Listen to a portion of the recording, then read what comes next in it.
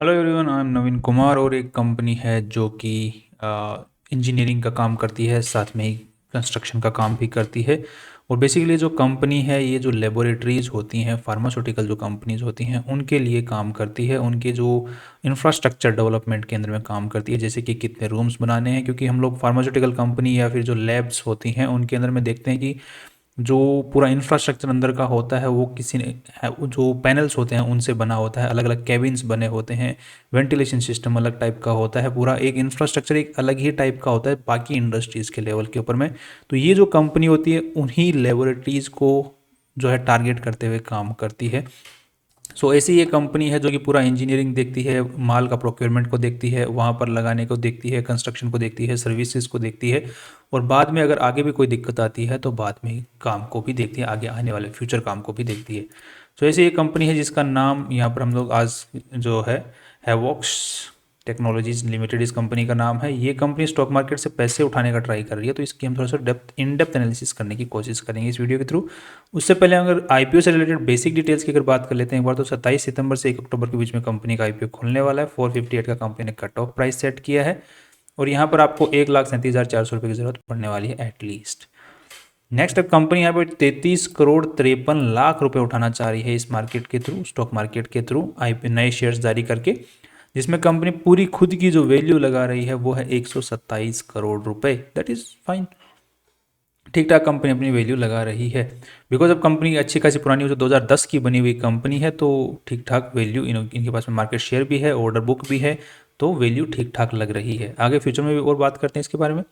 Next company ये पैसे क्यों उठाना चाह रही है, बेसिक रीज़न क्या है, तो वो ऐसे कोई बेसिक रीज़न इनके पास में नहीं है। वो इतना बोल रहे हैं कि हमको थोड़ा खर्चा ज़्यादा हो रहा है, पैसे की कमी पड़ रही है, जिसके लिए पैसों की ज़रूरत है, तो उसके लिए हम लोग सोच रहे हैं कि स्टॉक मार्केट से ही पैसा क्यों ना उठा लिया जाए। ओके, नेक्स्ट अब देख लेते कंपनी जो आरएसपी के अंदर में क्या क्या चीज़ें बोल रही है। तो यहाँ पर देखने को मिल रहा है कंपनी के जो मेन करता धरता है उनका नाम है निर्भया नारायण सिंह, और यहाँ पर इनके पास में ही यही कंट्रोल मेनली जो आईपीओ के पहले थे इन्हीं के पास में, और आईपीओ के बाद में भी इन्हीं के पास में रह जाने वाला है। बेसिकली एक बंदे के पास में नहीं, दो बंदों के पास में रहने वाला, प्रज्ञादत्त मिश्रा जी एंड निर्भया नारायण सिंह जी के हाथ में। आईपीओ के बाद में भी इन्हीं के हाथ में रहने वाला है कंट्रोल। नेक्स्ट अगर देख लेते हैं कंपनी के ऊपर में कोई कंटिजेंट जो केसेस होते हैं, लिटिगेशंस जो होते हैं वो टैक्स से रिलेटेड हैं, बाकी कुछ यहाँ पर खास लिटिगेशंस नहीं है। टैक्स से रिलेटेड अगर कंपनी के ऊपर में देखते हैं तो यहाँ पर 6 लाख रुपए तक का नुकसान कंपनी को हो सकता है। कंपनी के ऊपर में कोई कंटिजेंट लाइबिलिटी आज के दिन है नहीं, सिर्फ 14,000 रुपये की है।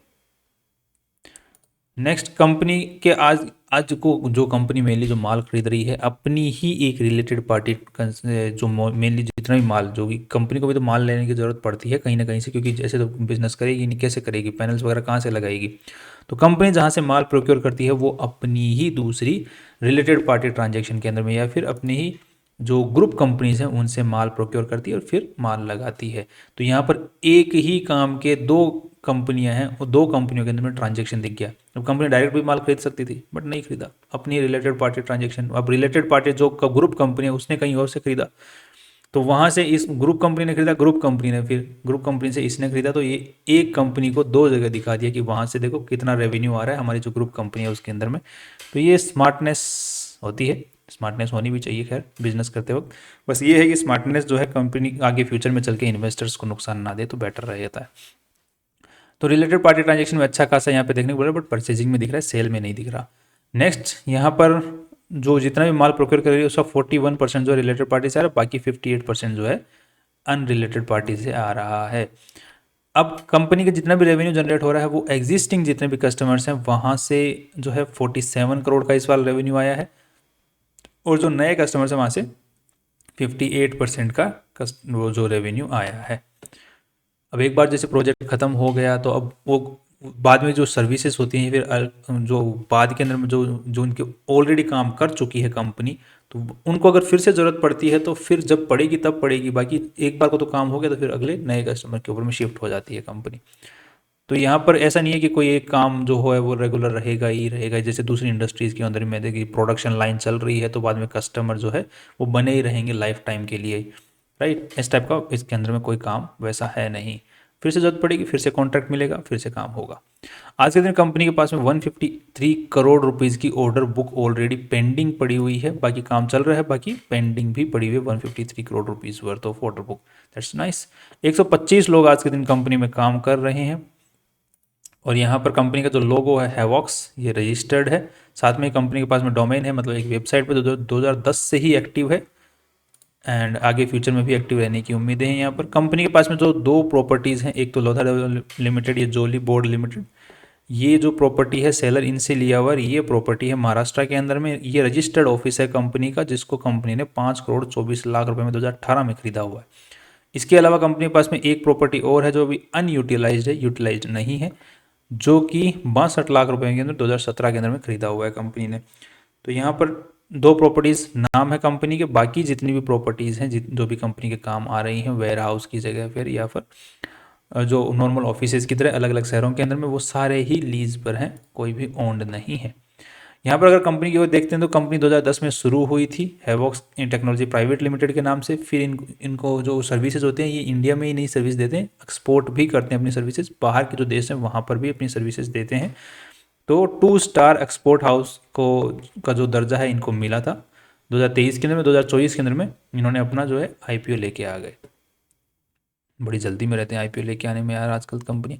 बट खैर आईपीओ लेके आने के बाद में कंपनियों की एक मार्केट में रेपुटेशन भी बन जाती है, बिकॉज ट्रांसपेरेंसी कंपनी में बढ़ जाती है। ट्रांसपेरेंसी बढ़ जाती है तो जो लोग जो उस कंपनी के अंदर में इन्वेस्टर्स होते हैं उनको ज़्यादा अच्छा लगता है कि ट्रांसपेरेंसी बढ़ जाती है, तो अंदर की जो अंदरूनी बातें होती हैं वो बाहर जल्दी आ जाती है। बाकी प्राइवेट लिमिटेड में ट्रांसपेरेंसी इतनी नहीं होती है, तो लिमिटेड कंपनी में अच्छी ट्रांसपेरेंसी होती है।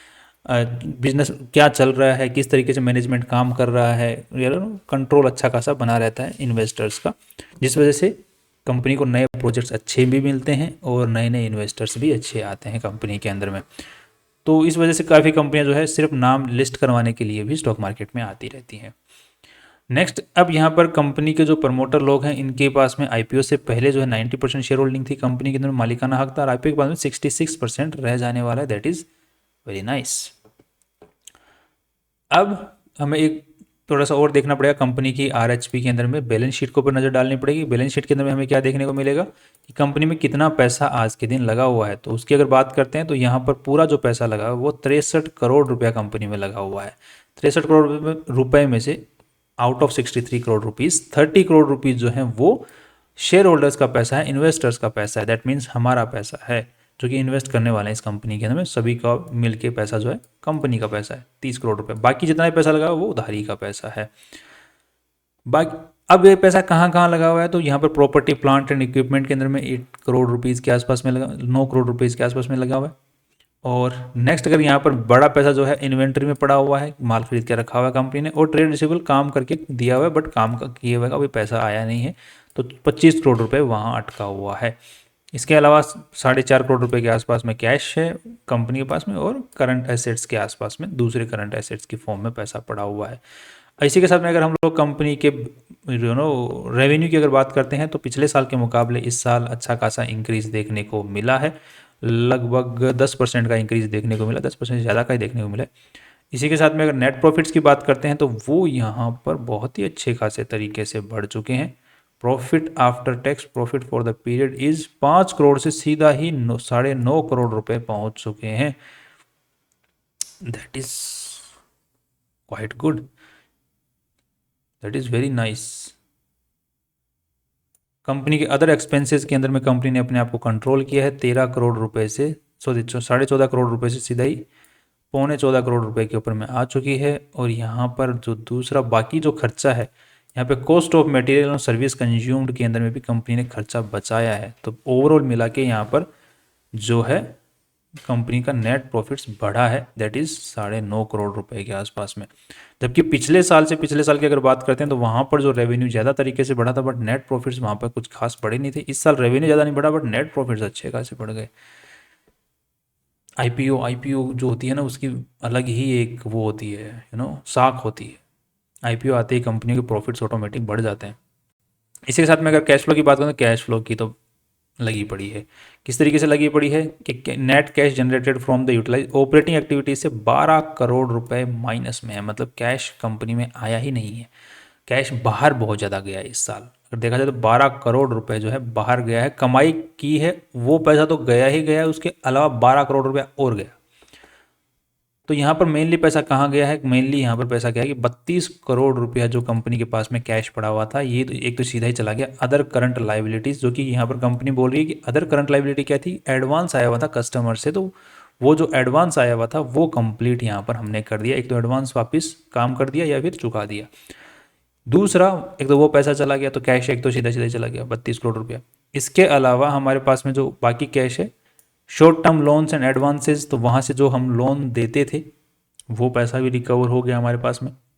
और साथ में हमारे ट्रेड रिसीवेबल्स जो हैं वो भी हमारे पास में आए हैं, मतलब पुराने ज़माने के मुकाबले इस साल हमारा जितना माल बिका था, वो पुराना पैसा जो माल बिका हुआ था वो पैसा रिकवर हुआ है, नया जो है अटका नहीं है पैसा। तो यहाँ पर अगर ये इनकी हालत अगर और ख़राब होती तो कंपनी के यहाँ पे कैश फ्लो की हालत और भी ज़्यादा ख़राब होती। तो ये कुछ खास यहाँ पर इश्यू जनरेट नहीं करता, क्योंकि फ्यूचर के अंदर में करंट लाइबिलिटी वाला जो सेक्शन है, अब अगर देखते हैं तो ये ज़ीरो के आसपास में पहुँच चुका है, तो फ्यूचर में ये ज़्यादा दिक्कत नहीं करेगा। बिकॉज यहाँ पर हम लोग देख पाएंगे 33 करोड़ रुपए, यहाँ पे 34 करोड़ रुपए थे, सिर्फ 1 करोड़ रुपया ही बचा है। तो फ्यूचर के अंदर में ये 32 करोड़ रुपए सीधा सीधा ही बच जाएगा, जिसकी वजह से कंपनी का जो कैश फ्लो है पॉजिटिव होने के चांसेस हैं।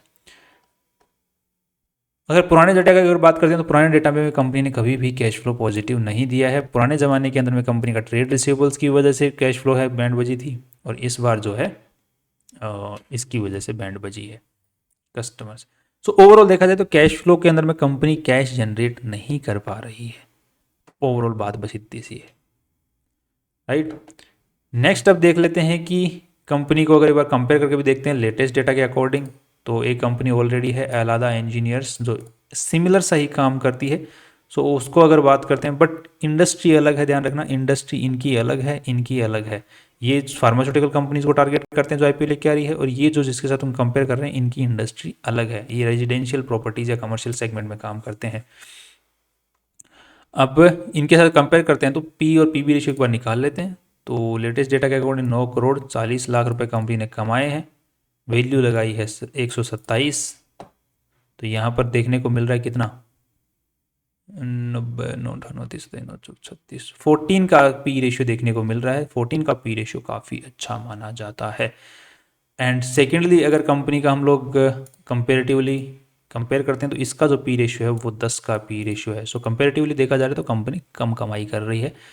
अपने पीएनएल जो इस साल जो कंपनी का थोड़ा सा झोल जिसमें हमने नजर आया कि पीएनएल स्टेटमेंट में कुछ तो गड़बड़ किया हुआ है वहाँ पर, कि अचानक से रेवेन्यू थोड़ा सा बढ़ा और नेट प्रॉफिट्स आसमान छू गया, डबल हो गया। तो जिस उसके बाद में भी कंपनी जो है इसके मुकाबले कम कमाई कर रही है आलादा इंजीनियर्स के मुकाबले।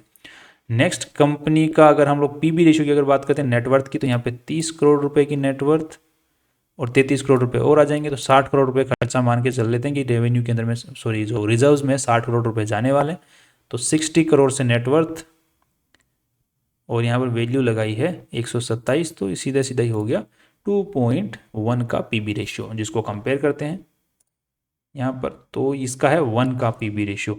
सो दोनों ही मुकाबलों में पीबी रेशियो में भी थोड़ी महंगी है, जो कंपेरेटिवली अगर देखते हैं तो, और उसमें भी महंगी है, कमाई के हिसाब से भी महंगी है। सो कंपेरेटिवली महंगी है, बट वैसे देखा जाए जनरल टर्म्स में अगर देखा जाए तो महंगी नहीं है कंपनी, नॉर्मल कंपनी है। अच्छा एक ट्रैक रिकॉर्ड बना हुआ है, अच्छा इनके ठीक ठाक इनके पास में आज के दिन जिस हिसाब से साइज है उस हिसाब से ऑर्डर बुक भी अच्छी है, प्रोजेक्ट भी अच्छे कंप्लीट कर रही है और रेवेन्यू भी अच्छे से जनरेट कर रही है।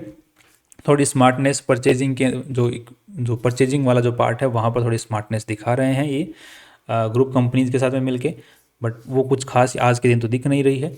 बाकी overall I am positive in the long term in the company. Short term के हिसाब से तो फिर हवा पे डिपेंड करेगा कि अभी मार्केट क्या हवा देती है, क्योंकि कंपेरेटिवली कुछ हवा यहाँ पर बन नहीं रही है। तो एक बार इस कंपनी की किस टाइप से हवा बनती है उसके लिए हमें जीएमपी देख चेक करना पड़ेगा। तो जीएमपी यहाँ पर फिलहाल के तौर पे कुछ भी नहीं है। ये जीएमपी अगर पॉजिटिवली 70% प्लस रहता है तो फिर शॉर्ट टर्म के अंदर में भी अच्छी खासी रैली देखने को मिल सकती है। That's all. कल फिर मिलता है इंपॉर्टेंट वीडियो के साथ में। बाकी आपको भी डिसीजन ले अपने फाइनेंशियल एडवाइजर से पूछ के और रिसर्च करके लें, because this was just limited review. See you tomorrow.